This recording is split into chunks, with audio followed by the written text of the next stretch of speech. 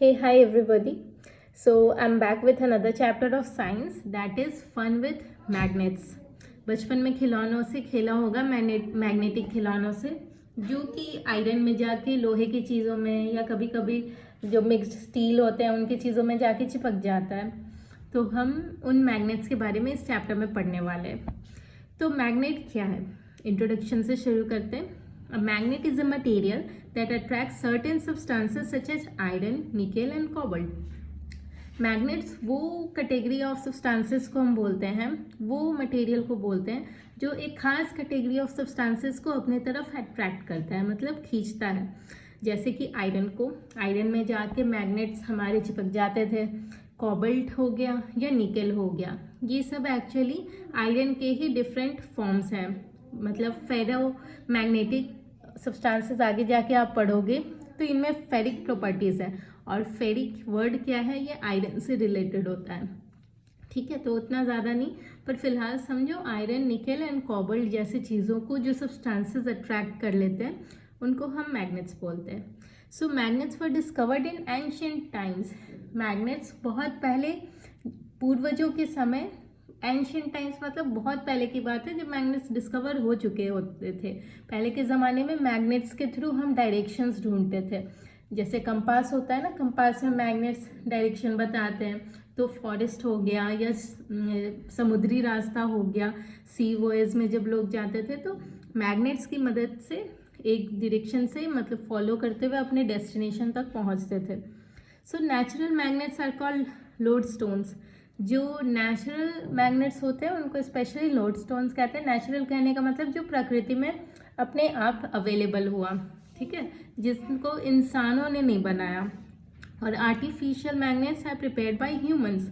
इंसानों के द्वारा बनाए जाते हैं हमारे artificial magnets and are available in various shapes such as bar magnet, horseshoe magnet, ring magnet and disc magnet. जो हमारे द्वारा बनाए गए, ह्यूमंस द्वारा बनाए गए मैग्नेट्स हैं, उन डिफरेंट कैटेगरीज में अवेलेबल हैं, डिफरेंट शेप्स में अवेलेबल हैं, जैसे कि horseshoe shape, bar magnet shape, ring shape या फिर डिस्क शेप मैग्नेट। तरह तरह के शेप्स होते हैं, ठीक है। और इनको हम आर्टिफिशियल मैग्नेट्स बोलते हैं। Artificial means human made, natural मतलब by nature available. Okay, magnets are used in many devices like refrigerator doors. हमने देखा है दरवाज़ा फ्रिज का खोल के जब हम वापस छोड़ते हैं तो अपने आप जाके चिपक जाता है। क्यों? क्योंकि उसके डोर में भी मैग्नेट हमारा इस्तेमाल हो रहा होता है। लाउड स्पीकर्स में, इलेक्ट्रिक बल्ब्स में, सॉरी बेल्स में, नॉट बल्ब में हमारा डिफरेंट काइंड ऑफ मटेरियल, चाहे हीलियम हो गया या टंगस्टन हो गया, अदर चीज़ें, टंगस्टन अदर चीज़ें होती है। इलेक्ट्रिक बेल्स में हम जो घंटी बजाते हैं घरों में, तो उनमें भी मैग्नेट्स का यूज़ होता है। जो क्रेन्स होते हैं, जेसीबी, जो हेवी चीज़ों को उठाते हैं, उन सब में आयरन ऑब्जेक्ट्स होते हैं। उनको आयरन ऑब्जेक्ट्स को यूज़ मतलब अपने तरफ अट्रैक्ट करने के लिए मैग्नेट्स को यूज़ करना होता है। कई बार बहुत बड़ी मैदान है, बहुत बड़ा फील्ड है, उसमें बहुत सारा कचरा है, उसमें से हमें पार्टिकुलर मेटल्स निकालने हैं, आयरन निकालने हैं, तो हम जो जेसीबी होती है, क्रेन होता है, उसके अंदर मैग्नेटिक सब्सटेंसेस के थ्रू सारे आयरन ऑब्जेक्ट्स को पहले निकाल लेते हैं। Okay, yes,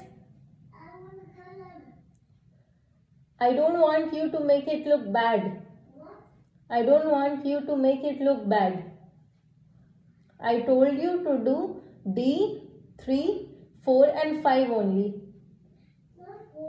4 and 5 and not color. Next is, don't talk beta. Yeah, so magnetic and non-magnetic materials.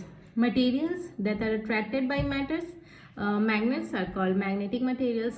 ऐसे materials जो कि magnets के थ्रू अट्रैक्ट होते हैं उनको हम magnetic materials बोलते हैं। जैसे आयरन easily अट्रैक्ट हो जाता है, स्टील, निकेल, कोबाल्ट। और वैसे मटेरियल्स जो कि मैग्नेट्स के थ्रू अट्रैक्टेड नहीं होते, जैसे लकड़ियाँ, उनको हम नॉन मैग्नेटिक मटेरियल्स बोलते हैं। जैसे paper, plastic, rubber, glass, copper, aluminium, ये ऐसे मेटल्स हैं जो कि मैग्नेट्स के थ्रू अट्रैक्ट नहीं होते। This classification helps us understand which materials respond to magnetism.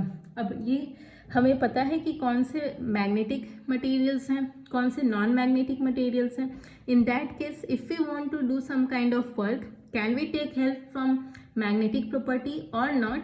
ये उस पर डिपेंड करता है कि मैग्नेटिक मटेरियल है या नहीं है. मैंने बोला कि हमें कुछ फंक्शन परफॉर्म करना है जिसमें हमें मैग्नेटिक प्रॉपर्टी की यूज़ करनी है, मैग्नेटिज्म का यूज़ करना है.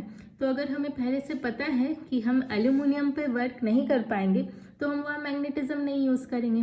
पर अगर हमें पता है कि जो हमारा टारगेट मेटल है वो आयरन है, स्टील है, कोबाल्ट या निकेल है, तो हम उस पर मैग्नेटिज्म यूज़ कर पाएंगे. ठीक है. अब है poles of a magnet. Poles क्या होते हैं? तो हर मैग्नेट में एक नॉर्थ पोल होता है और एक साउथ पोल होता है, यानी कि जो किनारे होते हैं, दोनों एंड्स होते हैं, आइदर दे आर नॉर्थ और साउथ. जो मैग्नेट होता है हमारा, मान लो suppose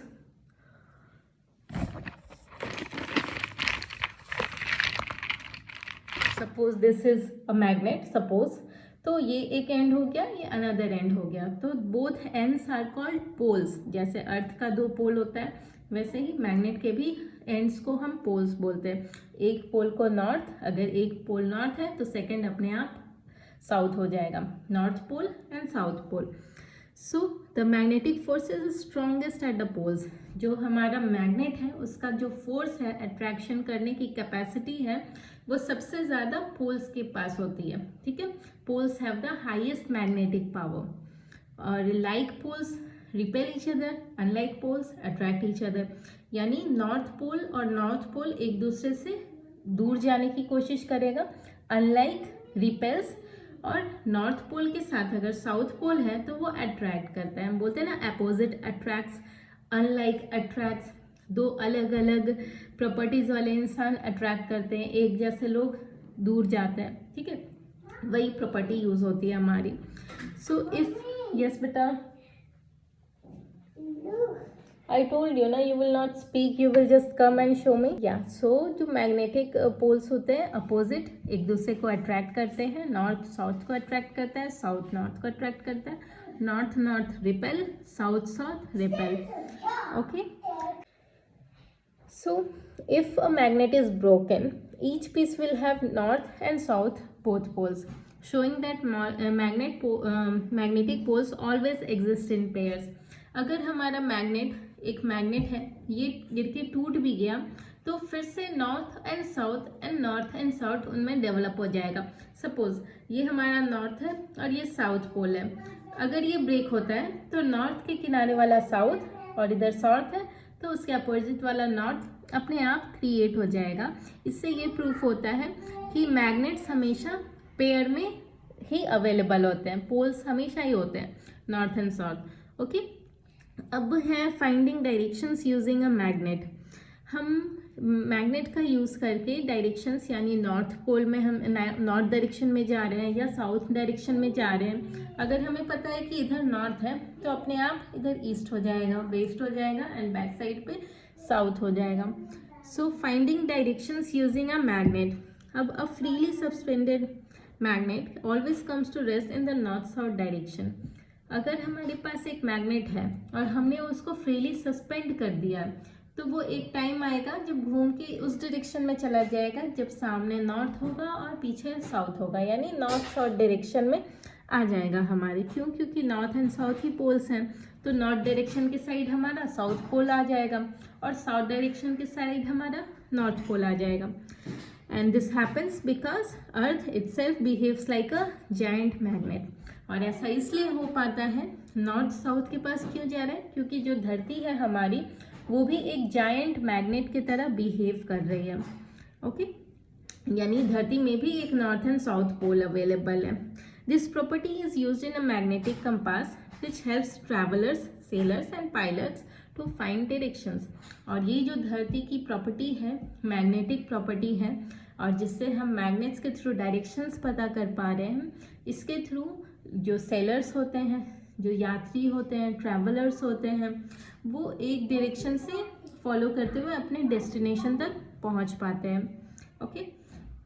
next is attraction and repulsion between magnets.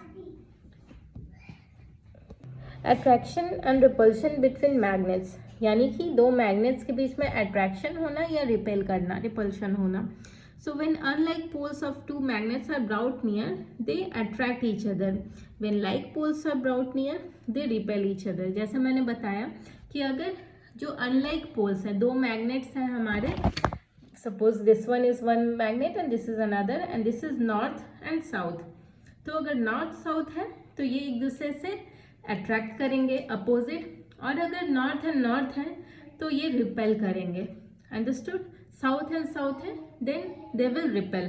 Opposite attracts, similar repels.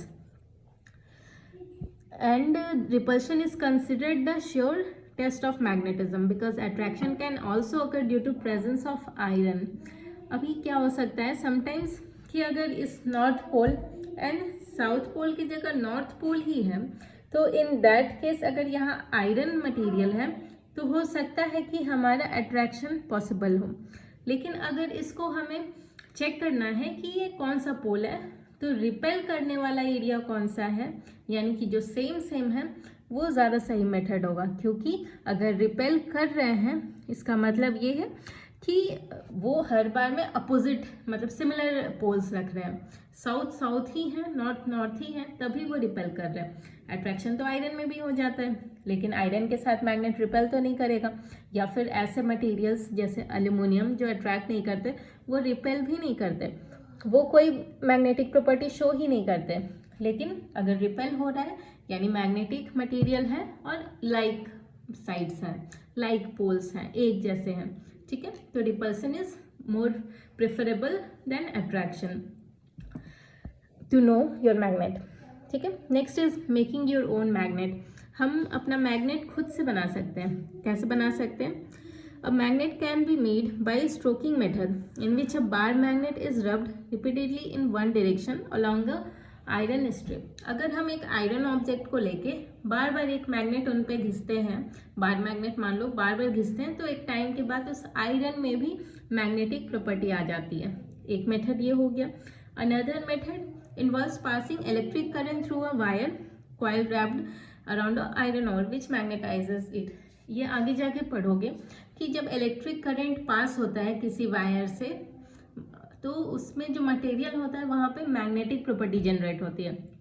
Similarly अगर मैग्नेट को हम थ्रो करते हैं, मूविंग मोशन में लाते हैं, तो इलेक्ट्रिक प्रॉपर्टी जनरेट होती है. ये बाद के फिजिक्स में पढ़ोगे. ठीक है, इसको इलेक्ट्रोमैग्नेटिज्म के अंदर पढ़ोगे.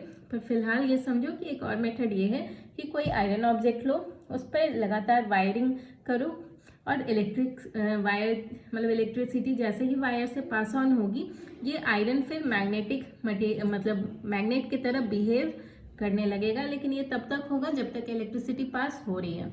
जब इलेक्ट्रिक का सप्लाई कट डाउन होगा तो ये वापस से आयरन ही बन जाएगा. Okay, next is magnetic compass. Compass एक ऐसा डिवाइस होता है जिसमें स्मॉल छोटा सा निडल जैसा होता है जो नॉर्थ साउथ डायरेक्शन को बताता है. ठीक है, और इससे हम कहीं भी फॉरेस्ट वगैरह में या फिर जहाँ भी हैं वो नॉर्थ डायरेक्शन किधर है, इधर साउथ कहाँ है, ये पता करने में काम आता है हमारे.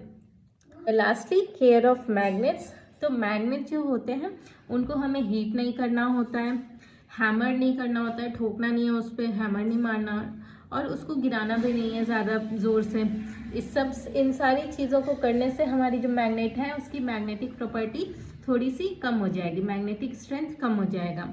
बार magnet should be stored in pairs with unlike poles together and soft iron keepers place at their ends. अक्सर हमें जब मैग्नेट्स को स्टोर करना है तो हम अपोजिट को एक साथ रखेंगे ताकि अट्रैक्शन बना रहे. रिपल्सन मतलब सिमिलर को साथ साथ रखेंगे और ज़बरदस्ती रख देंगे तो फिर वो रिपेल करते करते उनकी मैग्नेटिक प्रॉपर्टी को कुछ तो नुकसान होगा. पर अगर अट्रैक्टिंग पोल्स के पास रखेंगे यानी अनलाइक, तो अट्रैक्शन रहेगा, साथ में आयरन डाल दें, perfect. And the last, horseshoe magnet should be stored with keepers to maintain their strength. Horseshoe magnet होता है क्योंकि उसका ऐसा शेप होता है कि उसके बॉक्स में ही डालोगे तो वो सेफली रखा रहेगा. Okay, so this was it about magnet chapter. और आगे के चैप्टर्स में फिर अनदर वीडियोस के साथ मैं मिलूंगी. एंड रीड दीज नोट्स मेरे ख्याल में इतना बहुत है इस चैप्टर में। रफली यही चीज़ें आपको सीखनी है। और ये नोट्स भी बहुत अच्छे हैं, मैंने जो भी इम्पॉर्टेंट चीज़ें थी उन सब चीज़ को इसमें नोट डाउन किया है। तो आप इसको याद कर लेना, पढ़ लेना, समझ लेना और वीडियोस देखना। तो I think that's enough for this chapter. So that's it, we will meet another time. Bye.